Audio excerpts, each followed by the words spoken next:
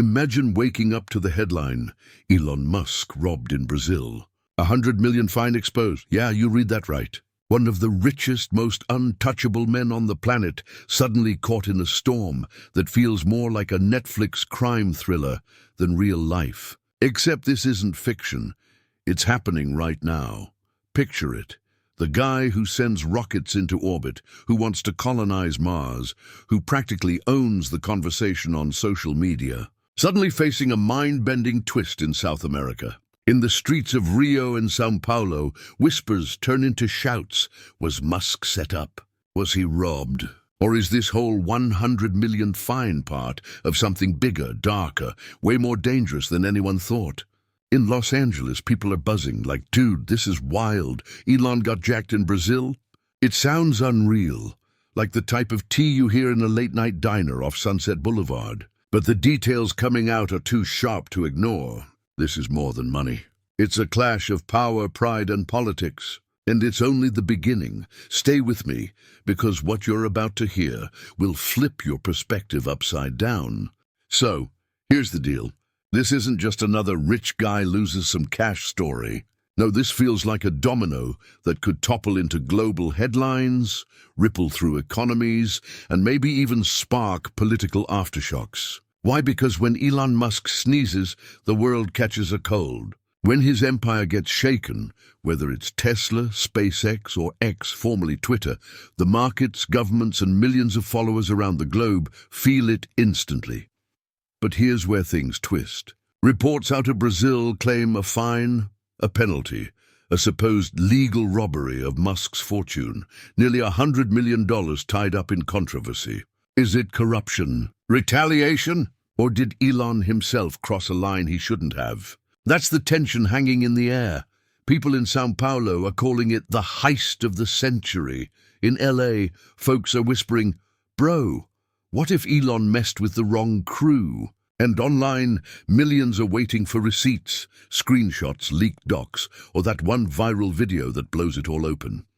This story matters now because it cuts deeper than just business. It's about trust, power, and survival in a world where even billionaires aren't safe.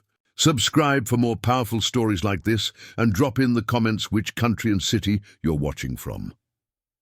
It was a humid night in Rio de Janeiro, the kind of night where the air feels thick and every shadow on the street seems alive. Neon lights from beachside kiosks flickered, and the waves crashed just beyond the boardwalk.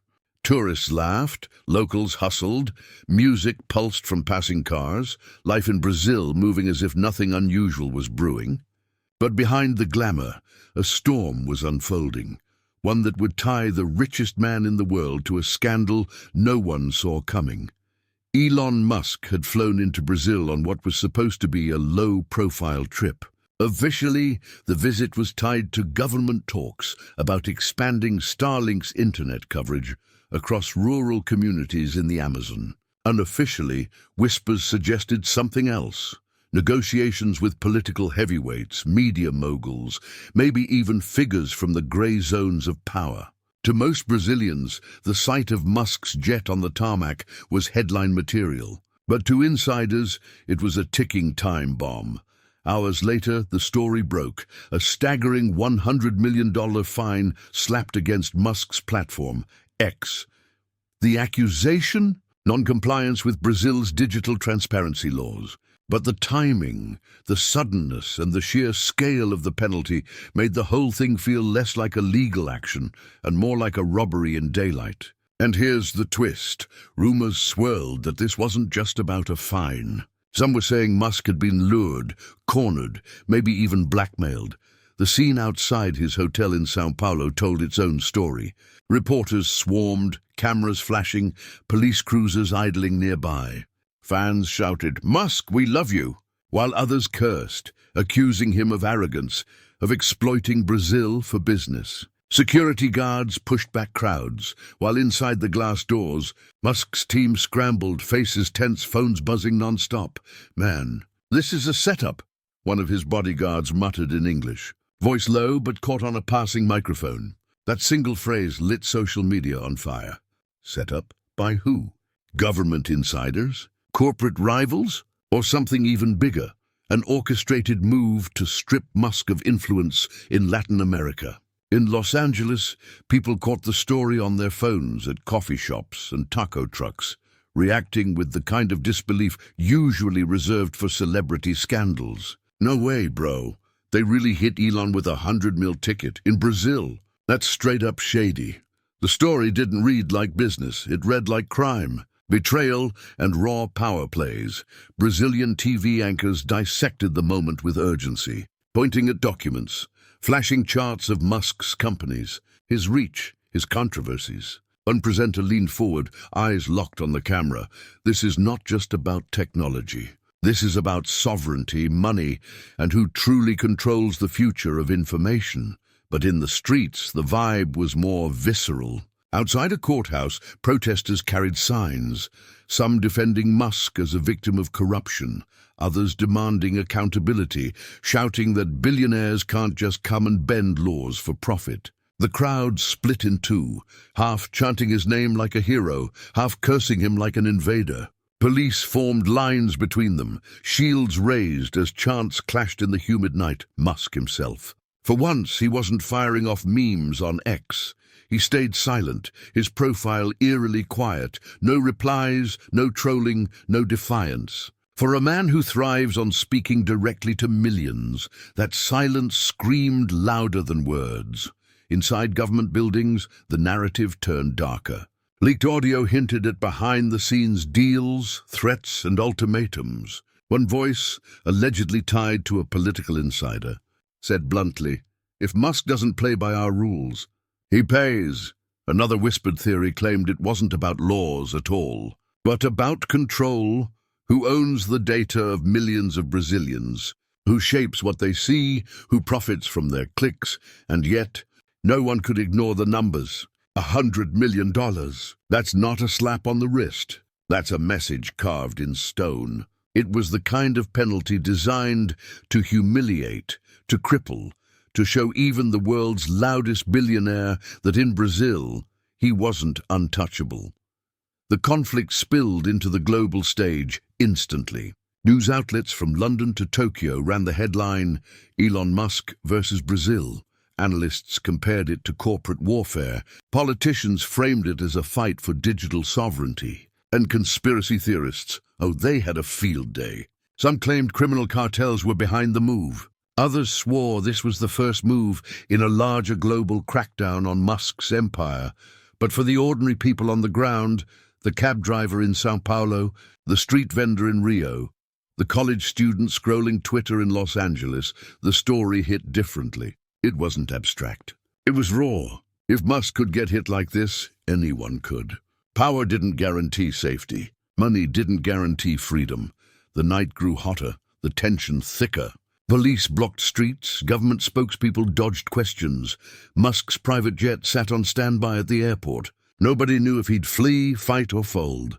And in living rooms across Brazil, families argued over dinner. Was Musk the victim of a robbery disguised as law? Or was he finally being held accountable for stepping on lines too many times? The stage was set. A billionaire versus a nation, a fine versus a fortune. And somewhere in the smoke and confusion, the truth, blurred, dangerous, and waiting to explode. The news spread like wildfire. Within hours, the $100 million fine wasn't just a Brazilian story. It was everywhere. CNN, BBC, Al Jazeera, even podcasts in Los Angeles were buzzing about it. Screens lit up with the same shocking headline, "Elon Musk robbed in Brazil." In São Paulo, fans who once idolized Musk as a tech messiah now argued in bars and on sidewalks. Some shouted that he was being robbed by the system, while others called him arrogant, a billionaire who thought he could bend the laws of a sovereign nation. Crowds outside government buildings grew louder, banners waving. Justice for Musk clashed against no billionaire above the law. The media frenzy exploded. Morning shows played dramatic montages of Musk's rocket launches, Tesla factories, and then the image of that staggering fine, like a Hollywood trailer for a disaster film. Analysts debated live, was this a bold stand by Brazil or a dangerous act of political theater? Meanwhile, in Los Angeles, the reaction was almost surreal. Influencers dropped hot takes between sips of matcha. Podcasts labeled it the heist of the century, and regular folks in diners along Ventura Boulevard shook their heads in disbelief. Bro, you telling me Elon can build rockets but can't dodge a 100-milder trap? One guy laughed while another muttered, "Nah, man, that's some straight-up shady business." Markets felt the tremor instantly. Tesla stock dipped. Investors whispered about instability. SpaceX partners asked quiet questions. Could this scandal bleed into contracts, launches, or even global trust in Musk's empire? A single fine in Brazil had become a symbol of something larger, the fragility of power, even at the top. Authorities tightened their grip. Politicians framed the fine as a victory for national sovereignty, proof that no foreign tycoon could dictate the rules. But behind closed doors, even officials worried. If Musk pulled his companies out, thousands of jobs could vanish, rural internet projects could collapse, and Brazil's image as a tech hub might shatter. And then came the global community. In Europe, regulators nodded knowingly. Hadn't they warned about Musk's disruptive ways? In Asia, business leaders studied the fallout carefully, wondering if similar penalties could be their chance to humble him. The United States government, caught between defending a citizen and respecting a partner nation, stayed quiet, too quiet. But the most powerful impact wasn't in boardrooms or parliaments. It was emotional. Ordinary people felt a strange mix of shock and satisfaction. Some whispered, if Elon isn't safe, then no one is untouchable. Others feared the opposite. If even he can be taken down, what chance do we have? The story had crossed borders, pierced headlines, and gripped hearts. What started as a fine was now a global event, a cultural earthquake shaking trust in money, fame, and power. And deep in the noise, one question refused to die. Was Elon Musk truly robbed? Or was he finally paying a price long overdue? As the dust settled after the shockwave of the fine, the hunt for answers began. Was this just about Brazilian law, or was something darker at play? Investigators, journalists, and internet sleuths went into overdrive, trying to piece together the tangled puzzle. Officially, the Brazilian government claimed Musk's platform, X, had violated digital transparency laws, failing to remove harmful content, ignoring court orders, and operating without full compliance. On paper, it sounded straightforward. But the numbers didn't add up. Why a penalty so astronomically high? Why drop it at the exact moment Musk was physically in Brazil? That's when whispers turned into theories. One camp argued it was a political ambush. Leaked documents suggested that behind closed doors, certain politicians were furious at Musk's refusal to play by their rules. Anonymous sources even described private meetings where ultimatums were given. Comply or pay. The $100 million fine looked less like law and more like punishment. Another theory swirled around corporate warfare. Rivals in Brazil's powerful telecom industry allegedly saw Starlink's expansion as a threat. Musk's satellites promised internet in places local companies couldn't reach. Was the fine a convenient way to slow him down, to protect profits under the disguise of justice? And then there was the darkest angle, organized crime. Brazil's underworld is no stranger to influencing politics and business. Some investigators speculated Musk had stumbled into a hornet's nest, where powerful groups didn't want global tech giants meddling in their territories. Could the fine have been a clean, legal-looking way to bleed him out without firing a single shot? Journalists dug deeper, pulling records, tracing money flows, and connecting dots. One striking clue emerged. The same officials pushing for the fine had ties to local corporations and lobbyists who publicly opposed Musk's projects. Coincidence? Or coordination? Social media became a war zone. Hashtags like Elon Musk vs Brazil and Digital Coup trended worldwide. Conspiracy videos racked up millions of views, some claiming Musk had secret recordings. Others insisting foreign governments were quietly backing the fine to cut him down to size. Inside Brazil, investigators faced their own doubts. Police sources admitted off record that evidence was thin, but orders were loud. A prosecutor reportedly said, "This is less about justice and more about sending a message." Meanwhile, Musk's legal team worked behind blackout curtains, filing appeals, demanding clarity, and leaking just enough to keep the fire burning. His silence on X was no accident. It was strategy, letting the speculation build until every eye in the world was locked on Brazil. The truth, still buried under politics, money, and power. But the investigation revealed one thing clearly. This wasn't just a fine. It was a battlefield, and Elon Musk was standing in the center with the whole world watching. Just when the world thought the $100 million fine was the full story, the plot twisted again. New leaks, anonymous tips, and late-night revelations began flipping the narrative on its head. Each day felt like a new episode of a political thriller, except this was no show. It was Elon Musk against the unknown.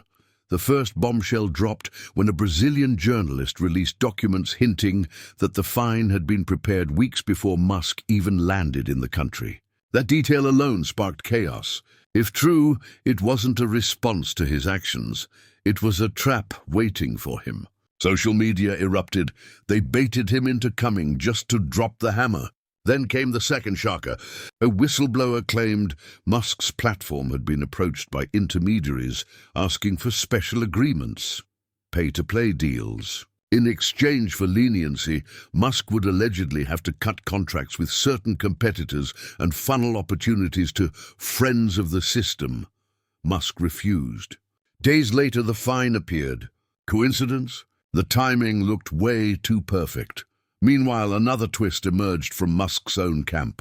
One insider hinted that Musk had quietly gathered evidence during his trip, emails, recordings, encrypted messages that could expose corruption behind the penalty. Was this why he stayed silent on X? Was he holding the receipts, waiting for the right moment to unleash them? But not all revelations favored Musk. Opponents leaked internal data suggesting his companies had indeed ignored legal orders in Brazil, refusing to remove disinformation campaigns tied to politics. If proven true, Musk wasn't the victim, he was the rule breaker. This contradiction split public opinion further. Some cried foul play, others demanded accountability. The tension reached boiling point when mysterious footage surfaced online. Grainy video showing men in suits leaving Musk's hotel late at night, carrying folders. Rumors swirled. Were these lobbyists? Government agents? Negotiators offering Musk a deal to walk away quietly? Nobody knew, but the imagery was enough to send conspiracy theories spiraling into overdrive. Every twist made the story more tangled. Was this about law, corruption, business, or power? Each revelation added fuel to the fire. Each contradiction deepened the mystery. For the first time, Musk looked less like a billionaire above it all and more like a pawn caught in someone else's game.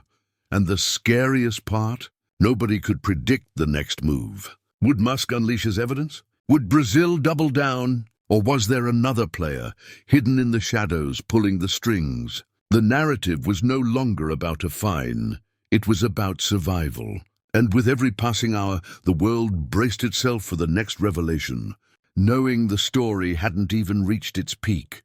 Behind the headlines, the chaos and the flashing cameras, there were human beings living every second of this drama. And that's where the story hit the hardest, because it wasn't just about money or politics anymore. It was about fear, betrayal, and survival. Inside Musk's hotel suite in São Paulo, the mood was tense. His team huddled in silence, laptops glowing, phones buzzing non-stop. Some were furious, pacing the room, cursing under their breath. Others sat pale and quiet, realizing the weight of what had just happened. $100 million wasn't just a fine. It was a declaration of war. Musk himself looked different, according to those close to him. The bravado, the meme-making billionaire persona, was gone. He was quieter, sharper, almost surgical in his thinking. But beneath that steel, there was anger, betrayal. For a man who often portrayed himself as untouchable, this was personal. He muttered to one aide, "They think they can break me," It wasn't just about business. It was about pride. His employees felt it too. Some worried for their safety, whispering about what might happen if the conflict escalated. Others broke down in private, crying in hotel bathrooms, overwhelmed by the fear of being caught in something far bigger than their jobs. On the streets, emotions burned raw. A young Brazilian college student said, "I admired Musk. He brought hope. But if this is true, then he's just another billionaire exploiting us." Meanwhile, a father from the Amazon who relied on Starlink for internet in his village told a reporter, "If Musk leaves, we're cut off again. My kids lose their education. That fine punishes us, not him." The human toll rippled outward. Families argued at dinner tables. Fans defended Musk online with almost religious loyalty. Critics painted him as a symbol of arrogance finally humbled. The world wasn't watching a business dispute. It was watching a human drama unfold in real time. Even in Los Angeles, far from Brazil, the emotional impact was palpable. At a cafe in Silver Lake, a group of young tech workers debated heatedly. One slammed his coffee cup. "If they can shake down Elon, they can shake down anyone. That's terrifying." Another leaned back and sighed. "Or maybe this is karma. Power finally meeting resistance. Fear, anger, hope, disappointment. Every emotion spilled out as this saga unfolded." Musk had become more than a billionaire in Brazil. He was now a mirror reflecting people's deepest anxieties about power, money, and justice. And that's what made the story viral. It wasn't about the numbers anymore. It was about the people, about the emotions that made this scandal feel like everyone's fight. What made the Musk scandal in Brazil so electrifying wasn't just the money or the headlines. It was what it represented. A single fine had cracked open a conversation that touched politics, economics, technology, and the fragile balance of power in the digital age. At its core, this was about sovereignty. Brazil wasn't just fining Musk, it was sending a message to the world. No outsider, no billionaire, no global empire can dictate our rules. For decades, tech giants had stormed into countries, promising innovation, while bending or ignoring local laws. To many Brazilians, this fine was the first visible pushback, a symbol that even the richest man alive could be checked.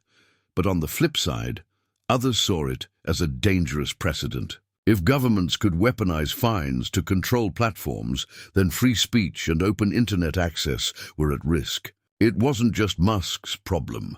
It was a glimpse of the future, where states might tighten their grip on who gets to speak and who gets silenced.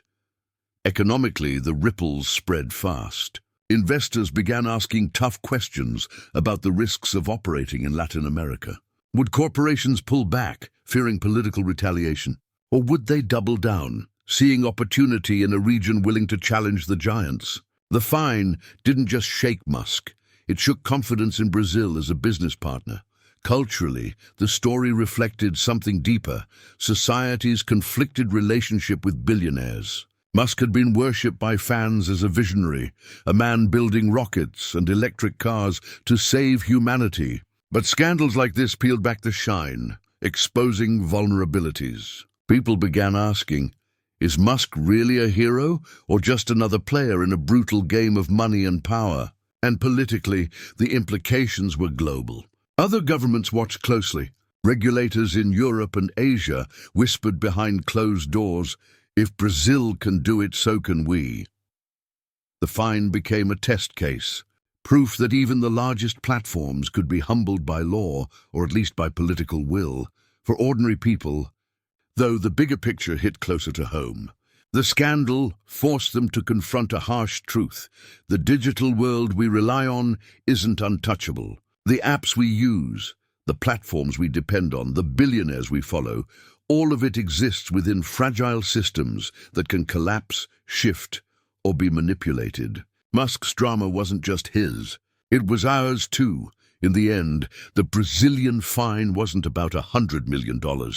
It was about control, about the fight between global power and local resistance, about the future of how we live and connect in a world where money, politics, and technology collide every day.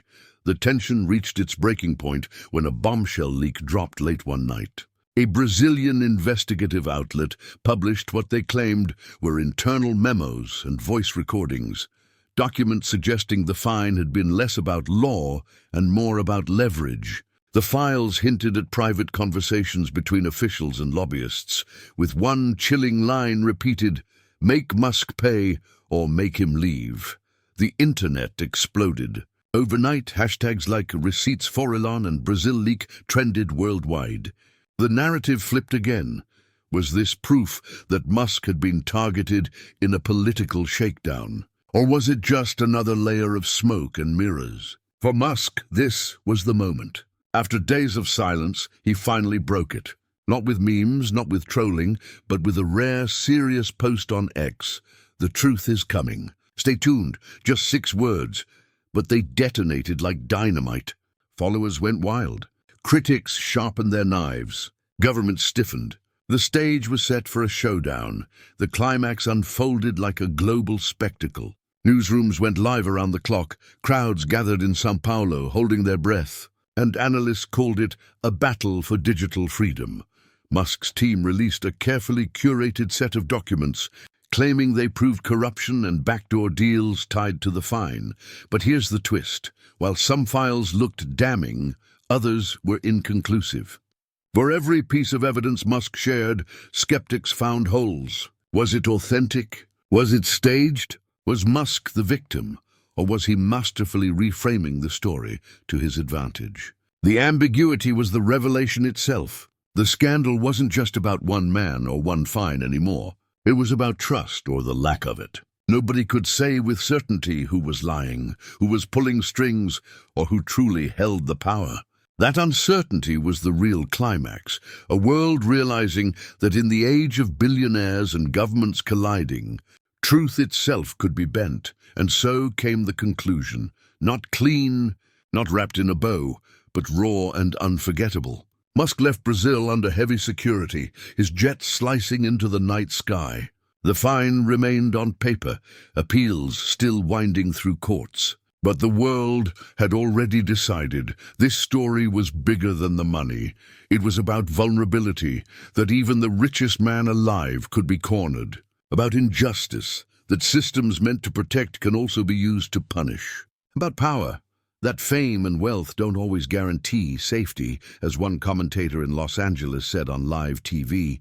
If Elon Musk can get shaken down like this, what does that mean for the rest of us? The story didn't end, it echoed. A warning, a revelation, and a reminder that in this world, nobody, not even Elon Musk, is untouchable.